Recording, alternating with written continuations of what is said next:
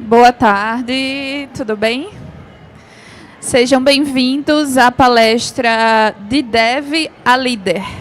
Daqui a pouco eu vou me apresentar, mas eu queria já começar fazendo alguma pergunta aqui para vocês, para quem está presente, se alguém já é líder ou alguém quer ser líder.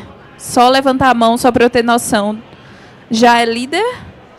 Quer ser líder? Já é líder. Já é líder? Já é líder. Então, temos aqui 4 lideranças, né, no papel.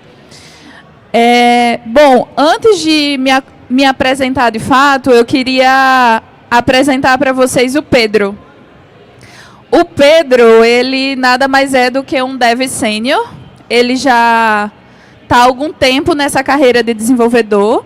Já passou por uma jornada de júnior, pleno, já está há 2 anos como sênior, com bastante tranquilidade, as pessoas já conhecem ele, já tem uma referência dele como uma pessoa que conhece muito bem do que faz, ele é bastante conhecido pela cultura de código limpo, principalmente pelo onboarding das pessoas que ele faz dentro do time dele, então ele acabou criando essa cultura para facilitar o onboarding, troubleshooting. Então, dentro do time dele, ele gosta bastante dessa parte de código. Mas ele gosta muito também da parte de pessoas, porque as pessoas acabam consultando ele para uma carreira, para pegar dicas de como se desenvolver, como crescer na carreira. Então, ele tem esses 2 lados, tanto de especialista quanto de liderança.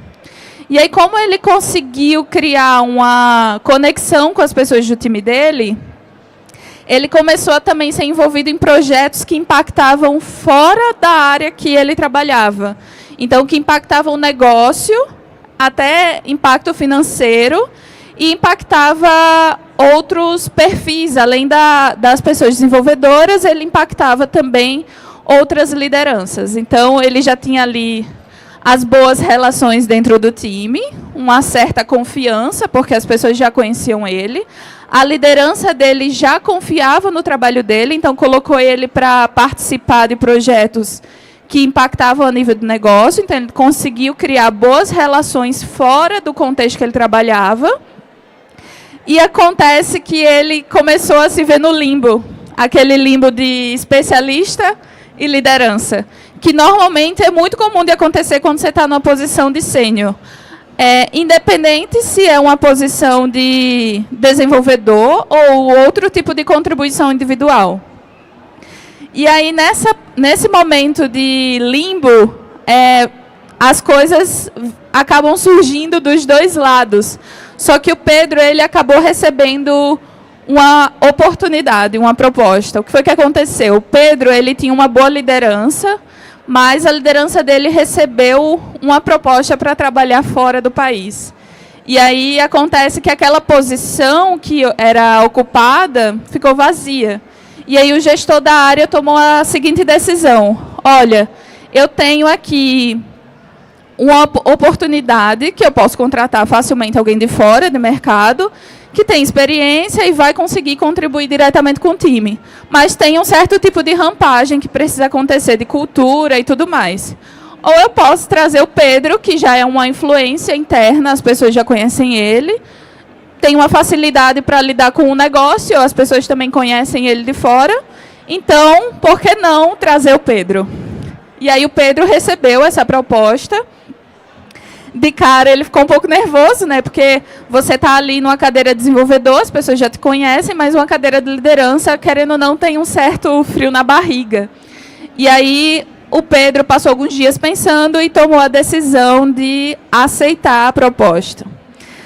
De cara, muita coisa boa, né? Ele já sabia fazer de melhor, acontecia problema, o Pedro estava lá junto com o time, com muita facilidade, fazendo o troubleshoot, ajudando nas resoluções dos projetos, nas entregas, isso não era nenhum problema para ele. Só que quando você entra numa posição de liderança, existe um parêntese muito grande, que são as pessoas. Não é só as boas relações que mantêm você numa posição de liderança, você precisa ter um olhar para as pessoas. E aí começou a surgir alguns temas que ele não estava familiarizado, que é a avaliação de desempenho, por exemplo.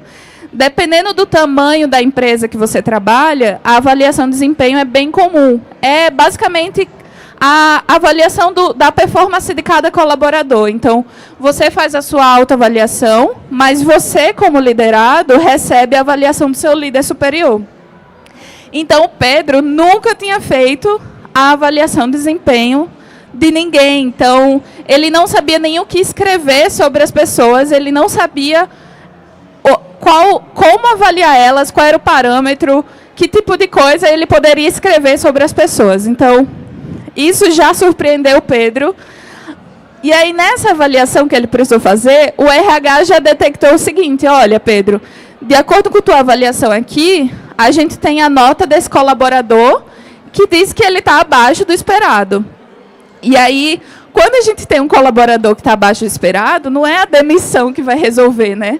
É papel fundamental da liderança resolver isso com bastante feedback, desenvolvimento, plano de carreira individual. E o Pedro também nunca foi ensinado a fazer isso. Ele nunca tinha sequer dado um feedback, então ele não sabia nem como construir esse feedback. Ele nervoso para dar o feedback e a pessoa também não preparada para receber.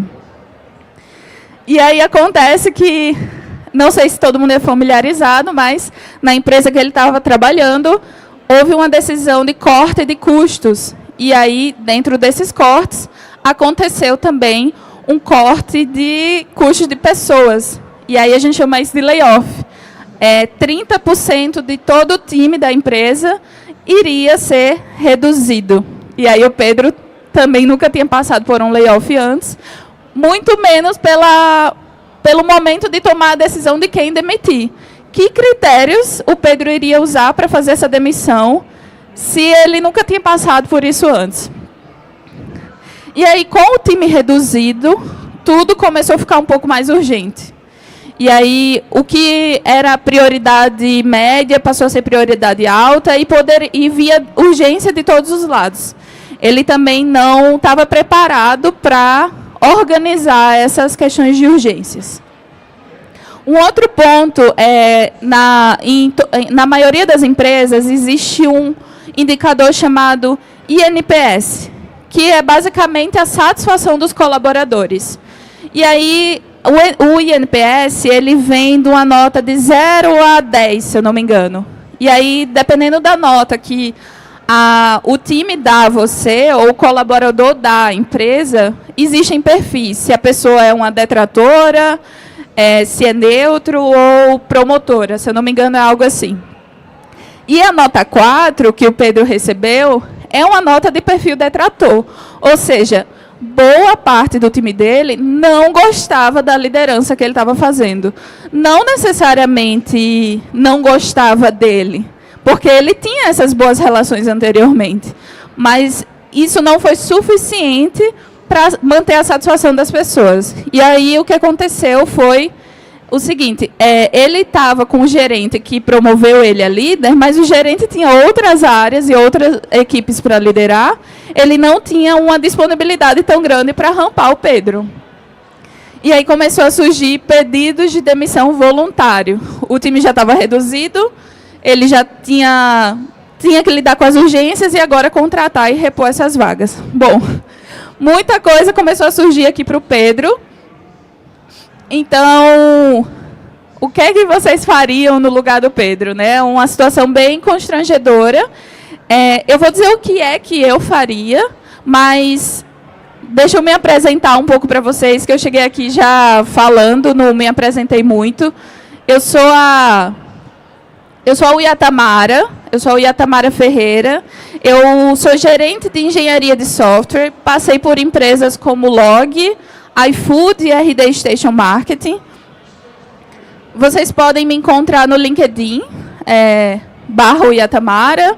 E eu tenho um projeto chamado Guide, que é basicamente para formação e desenvolvimento de novas lideranças. E aí tem o projeto no Instagram, que é @SomosGuide, que também vocês podem encontrar. Normalmente eu levo alguns conteúdos para lá. Bom, mas voltando aqui para o cenário do Pedro. qual é o meu racional? Vou falar aqui por experiência própria, tá? O racional que eu tenho é o seguinte: quando você está numa posição de sênior, um IC sênior, seja desenvolvedor ou qualquer outro contribuidor individual, você já tem uma maturidade que você já sabe lidar com a maioria das situações. Mas quando você muda para uma posição de liderança, de sênior para liderança, você não está crescendo necessariamente naquela posição. Você está passando a ser um líder júnior. Então, mesma forma como você era dev júnior, que você precisava de ajuda, precisava de apoio e suporte, como liderança nessa transição, você também é júnior. Então, é muito importante você se auto-reconhecer assim, porque isso vai destravando outras coisas para tirar aquele ego que às vezes nos bloqueia para reconhecer que nós temos nossas vulnerabilidades. Então, a primeira coisa é se reconheça como liderança júnior. Você nunca esteve nessa posição antes. É normal e comum. Então, como liderança júnior, você precisa de ajuda. Então, além de se reconhecer, é importante também você pedir e declarar isso. Gente, olha, recebi essa proposta aqui. Ela é ótima, mas eu nunca passei por aqui antes. Eu preciso de ajuda. Então, se o meu gerente ele é muito ocupado, ele não tem tempo para me rampar, me desenvolver, não tem nenhum problema. Mas quem é que vai fazer isso por ele? Será que ele tem alguma outra indicação? Mas dentro da empresa não tem ninguém, não tem problema também. Onde que eu vou encontrar esse suporte? Então, é muito importante ter esse reconhecimento para as coisas irem destravando aos poucos. O outro ponto desse racional é: as pessoas elas sempre vão ocupar o tempo da liderança, quer você queira ou quer não. Se você é uma liderança que não tem tanto tempo acredita que não tem tanto tempo para as pessoas, não adianta, as pessoas vão ocupando o espaço e é necessário dedicar esse tempo. Mas veja, você não é babá dessas pessoas. Você não é responsável por essas pessoas. O teu papel como liderança é destravar, é tirar os impedimentos do caminho para que elas possam realizar o trabalho devido delas. O teu papel também não é colocar impedimentos.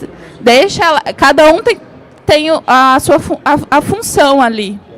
Então, é importante você se reconhecer como pessoa que vai destravar esse caminho. Mas tem 5 coisas que eu faria no lugar do Pedro, e é o que eu normalmente faço quando eu chego numa equipe nova. Eu já passei por alguns times, e sempre que eu chego, a primeira coisa é estabelecer um espaço de confiança. Confiança é uma coisa que você constrói com o decorrer do tempo, e ela requer a construção independente das relações. Se é uma relação amorosa, se é uma relação familiar, uma relação de amizade, para você estar naquela relação, você precisa confiar no outro. Não muda nas relações profissionais, principalmente se você quer estabelecer esse relacionamento para ser duradouro ali com os teus liderados. Então, como estabelecer um lugar de confiança? Eu costumo usar muito os one-on-ones para isso. O one-on-one é aquela reunião individual que normalmente um líder tem com seus colaboradores e acontece, às vezes, semanalmente, quinzenalmente, depende da equipe, do tamanho das pessoas, da quantidade de pessoas que tem na tua equipe. E aí, o que é que eu faço? Os primeiros one-on-ones que eu faço é para conhecer a pessoa. E eu não estou falando de conhecer a vida pessoal dela, exatamente o que ela faz. Isso é interessante, mas não necessariamente necessário. O importante é eu conhecer o porquê que ela está ali. Porquê que ela acorda todos os dias e vai para aquele trabalho.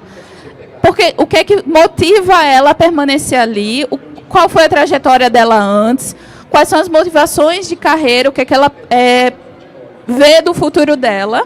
E da mesma forma, eu tenho também que me colocar vulnerável naquela relação. Então, também posso me apresentar de uma maneira de... Eu sou líder júnior, tá? Então, com a liderança júnior, eu também vou errar. A pessoa normalmente vê a liderança como alguém de poder e bastante confiança. Mas você não precisa estabelecer esse lugar de uma super confiança, porque a vulnerabilidade é um lugar também que se constrói essas relações de confiança.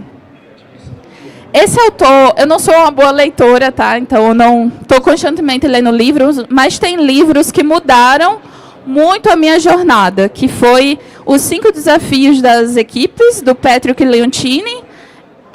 Ele fala, o primeiro desafio, a base das relações, é justamente esse ponto da confiança. Então, eu não estou falando apenas por experiência própria, ele fala muito sobre isso. Tem a Kim Scott também, que ela escreveu o livro Radical Candor. Esse livro ele também está escrito em português, que é o Empatia Assertiva. Para mim, ele é um manual. Ele é muito importante para me ajudar a me conectar com as pessoas, para ser incisiva sem perder a humanidade. Então, ele fala muito sobre como construir feedbacks e fazer essas relações acontecerem, sem você necessariamente ser aquele líder amiguinho, sabe, do time. Mas você precisa estar sempre dizendo o que precisa ser dito. A segunda coisa que eu faria aqui no lugar do Pedro é entender, para destravar os impedimentos, entendê-los. Quais impedimentos são esses? Cada equipe vai ter seu perfil.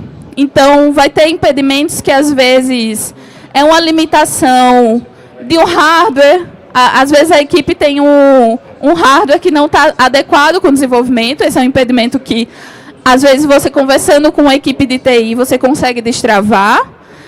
Outro impedimento pode ser que seja um time que seja só focado em inovação. Mas esse time que é focado em inovação está sendo acionado constantemente para resolver bug. Então, se ele tem esse acionamento constante, o time que é focado em inovação já não está conseguindo fazer o que exatamente ele precisa fazer. Então, isso é um impedimento. E é muito importante a gente ter noção que o impedimento não necessariamente vai ser falado. As pessoas não vão falar, na maioria das vezes, o que impede o trabalho delas. Você, muitas vezes, vai precisar ter justamente aquele lugar de confiança para você perceber e entender quais são as travas que você vai precisar remover. Então, essa é a segunda coisa que eu faria no lugar do Pedro, é entender os impedimentos. Bom, agora que eu tenho a confiança do meu time, eu sei quais são os impedimentos. Há um ponto sobre impedimentos, tá? Nós não somos super-heróis, nem super-heroínas, para resolver tudo.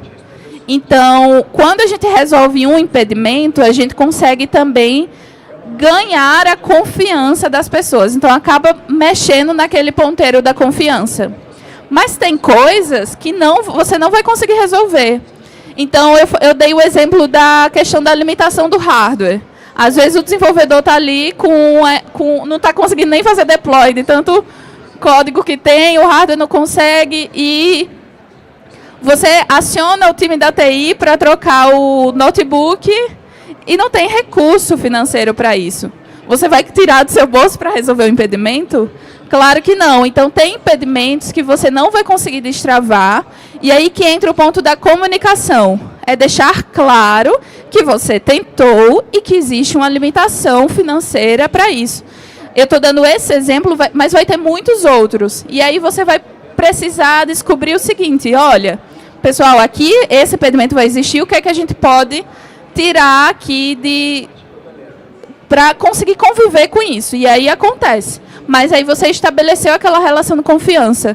As pessoas sabem que se acontecer algo mais, elas vão poder contar com você. E aí tem o ponto aqui do negócio, que é justamente o seguinte. Acho que está em modo de espera. O negócio, nós somos investimento para a empresa. A gente não pode negar isso.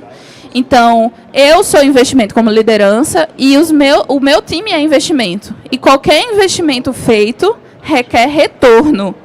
E retorno, você precisa descobrir que retorno é esse, porque nem sempre está claro. Se você começa num time novo, completamente novo, você nunca...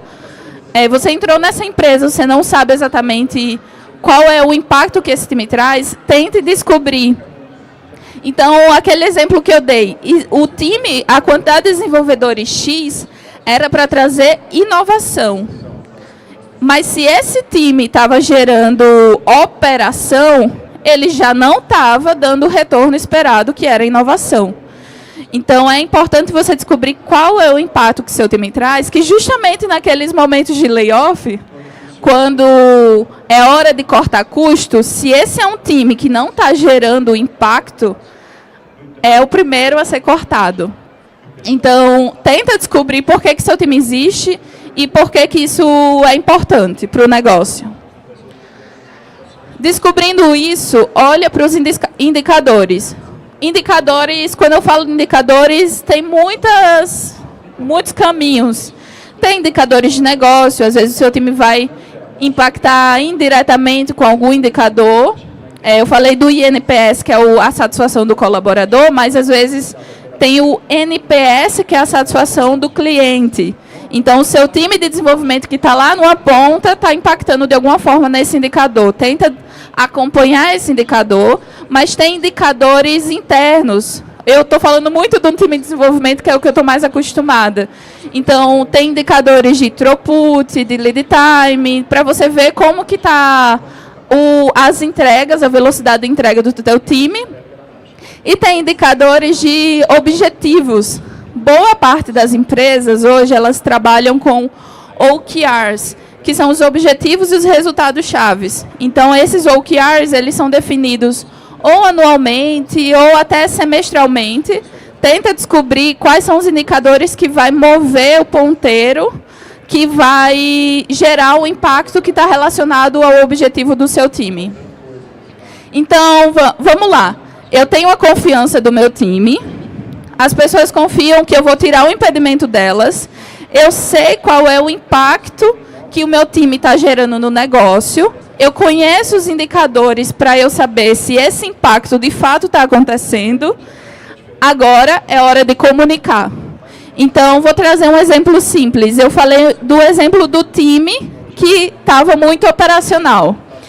Eu cheguei no time uma vez que era um time de inovação, tinha 6 pessoas desenvolvedoras, e esse time ele estava com 60% de operação e 40% de inovação. Era esperado que, no mínimo, ali, uns 95% fosse inovação.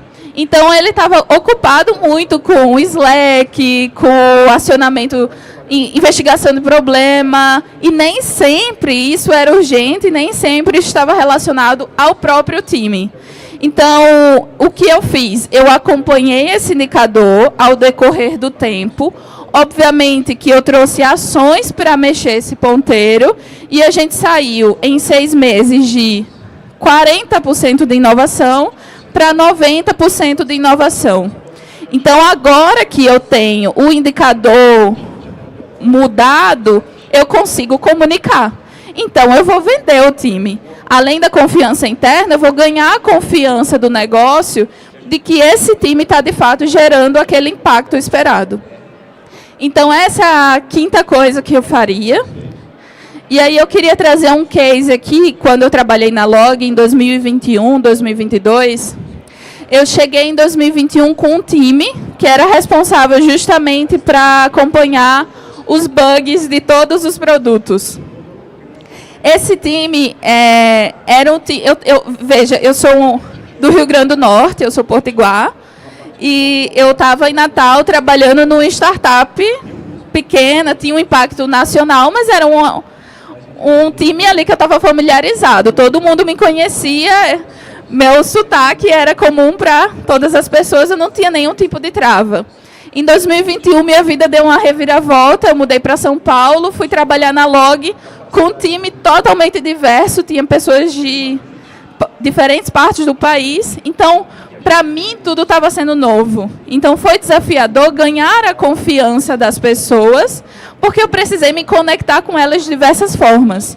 Então, eu gastei bastante tempo nessa conexão, ganhando a confiança, usando aquelas reuniões de one-on-one, para conhecer, para me apresentar, para declarar, gente, olha, eu venho de um lugar que era assim, agora é assado, então estou aprendendo.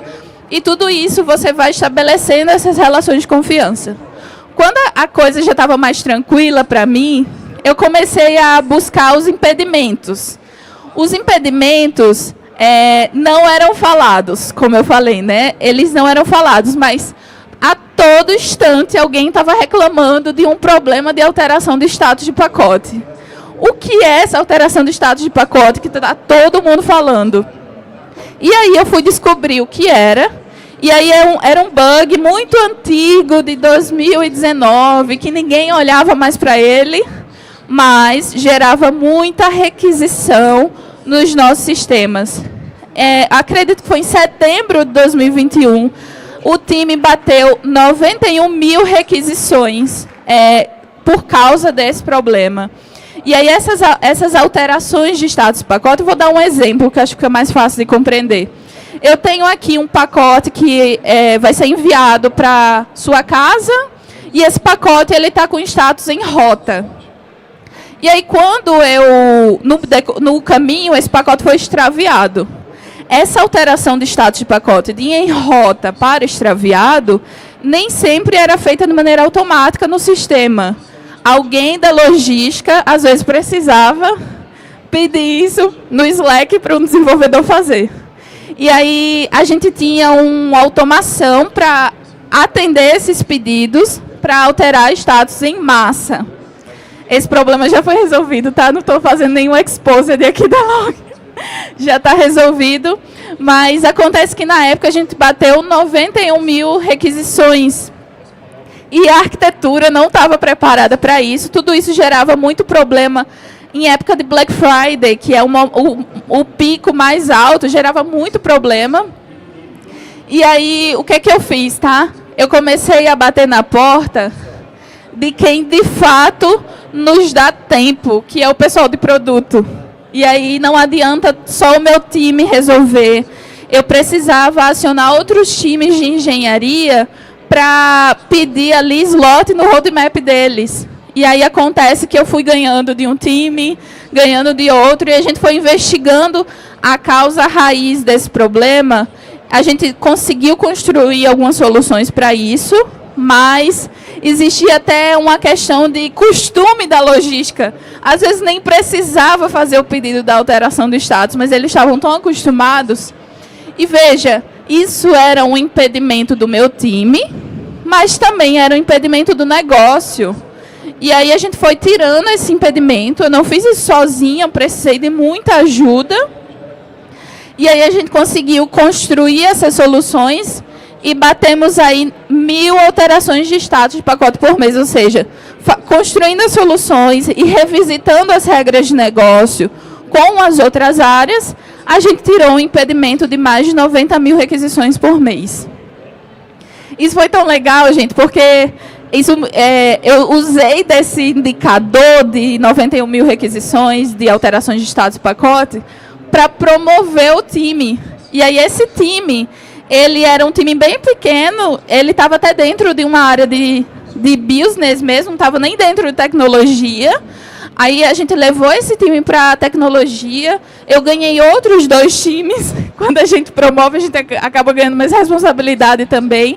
Mas foi bem legal. Eu era coordenadora desse time e fui promovida a gerente em 2022. Então, usando essas 5 dicas que eu falei, ganha a confiança do time, essa confiança leva tempo e você precisa estar vulnerável também nessa relação, porque é uma troca. Depois da confiança, tenta ali entender os impedimentos, que nem sempre são falados. Conhece o time, conhece os impedimentos, entende qual é o impacto que o teu time tem para o negócio. Não adianta, todos nós somos investimento. Investimento requer retorno. Se não dá retorno, vem o corte. E aí acontece o seguinte, depois que você conhece qual é o impacto, entende os indicadores, acompanha o indicador ao decorrer do tempo e comunica, dá visibilidade, vende, fala. Se o indicador não está bom, fala também, porque quando ele tiver, as pessoas vão ver que houve ali um trabalho teu e de outras pessoas para mudar esse indicador. Então é isso. Eu sou a Uyatamara Ferreira. Para quem não viu o slide anterior, vocês podem me acompanhar pelo LinkedIn, @Iatamara. E eu tenho um projeto para formação e desenvolvimento de lideranças, até independente da área, se for desenvolvimento ou não. Eu mentoro outras pessoas e tenho uma comunidade para mulheres que querem ser líderes ou já são líderes. E aí vocês podem acompanhar esse projeto no Instagram, que é o @SomosGuide. E é isso, gente. Eu não sei se eu passei do tempo, mas gostaria de saber se alguém tem alguma dúvida, se quiser levantar a mão ou algum acréscimo aqui para compartilhar com as pessoas.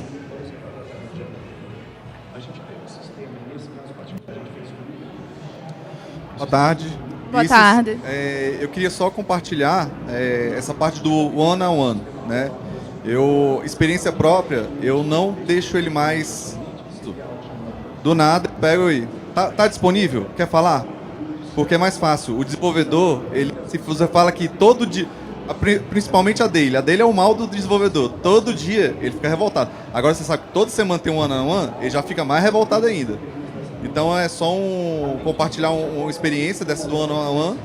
E outra experiência é para quem tá na fase ali do... É o Pedro, né? Isso, Pedro, o exemplo do Pedro. Eu sofri o que o Pedro sofreu ali.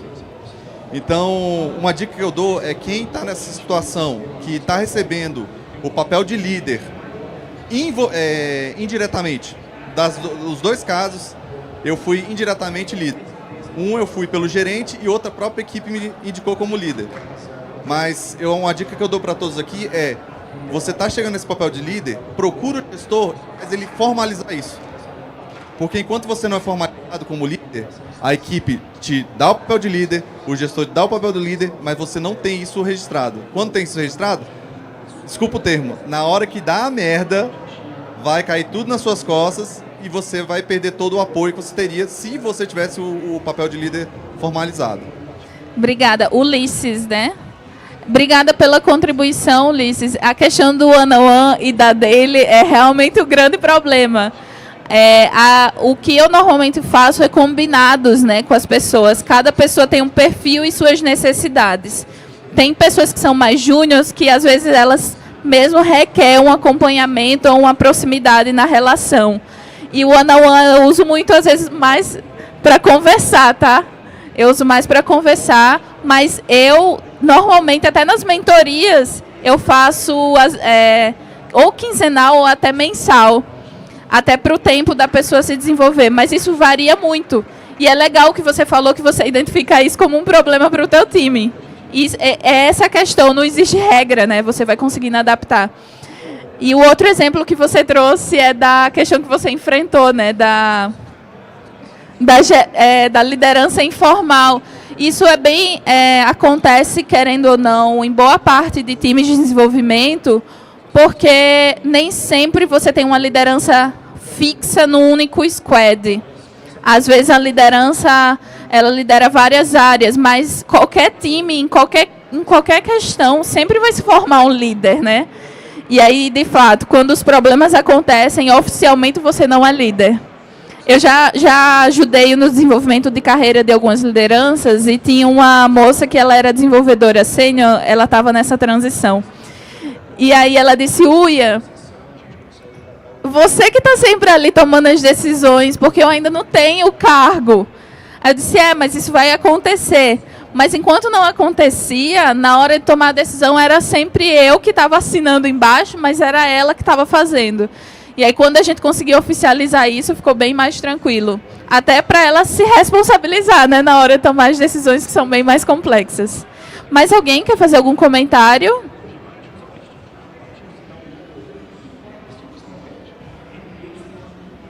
Opa, peguei um pouquinho no final, cheguei depois do que eu gostaria, mas talvez você já tenha passado por isso, em questão de conteúdo, mas como você contorna culturas mais verticais dentro de empresas? Tem empresas que elas são mais flexíveis em questão de ritos, em questão de metodologias, empresas que até mesmo por questão de compliance ou verticalização, VP, presidente, elas não abrem mão daquela metodologia. Da verticalidade, né? Isso, da verticalidade. Como você lida para tentar mesclar esse melhor dos mundos? Porque nem sempre quem está operando, quem está fazendo a coisa acontecer, entende que aquilo ali é um top-down. Sim. E o porquê daquilo. Como você lida com essa situação? Obrigado. Obrigada. Desculpa, qual é o seu nome? Tom. Tom, acabou que esse não foi um assunto, mas é um ponto muito importante, porque quando você está na sua primeira liderança, a liderança que eu falei aqui, que era a liderança júnior de transição, você nada mais é do que como é que eu posso dizer? Um meio de campo. Não necessariamente você está naquelas reuniões para tomar as decisões mais difíceis. Normalmente você só vai passar. Aconteceu um cenário de um colega nosso que ele descobriu que ele ia fazer um layoff no dia do layoff. Ele nem tinha sido convidado para decidir as pessoas que ele ia demitir. Então foi extremamente constrangedor. O que é que eu faço, tá? Não existe receita de bolo. É importante eu entender quais são os meus critérios profissionais e onde é que eu gostaria de trabalhar. Atualmente, existem vários perfis de empresa e empresas que estão em níveis diferentes. Óbvio que se você chegar hoje talvez numa startup, você vai ter muito mais facilidade de tomar decisões em conjunto. E aí você vai conseguir levar isso até para o seu time, para ele tomar a decisão com você.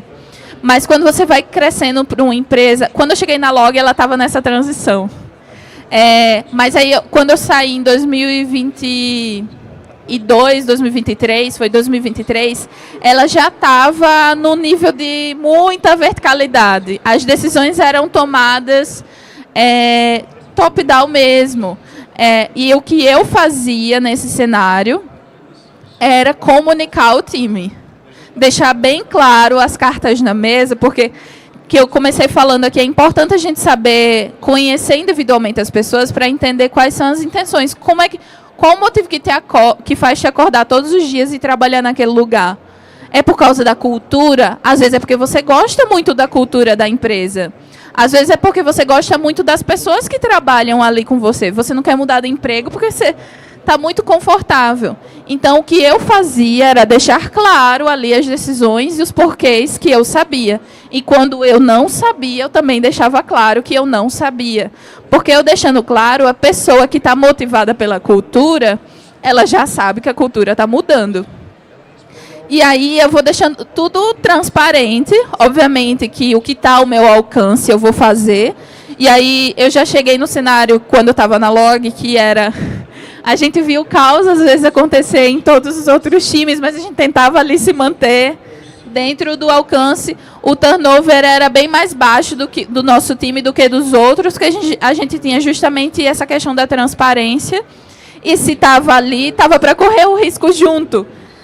Mas é importante muito dar 2 passos para trás e entender isso, faz sentido para mim, mesmo eu como liderança. E aí esse também foi um dos motivos que eu acabei mudando de empresa, mas isso depende muito da tua motivação. Aí, se tua motivação é trabalhar numa empresa um pouco maior, normalmente você vai enfrentar mesmo essas questões de decisões top-down e é um pouco de aceitar. As coisas funcionam assim, mas usar as tuas habilidades de liderança e transparência para o teu time tocar as coisas junto com você. Então, não tem receita de bolo, mas é mais ou menos o que eu faço. Não sei se eu respondi. Valeu. Mais alguém? Eu não sei se eu já estourei o tempo aqui. Boa. Obrigada, tá, gente? Foi um prazer.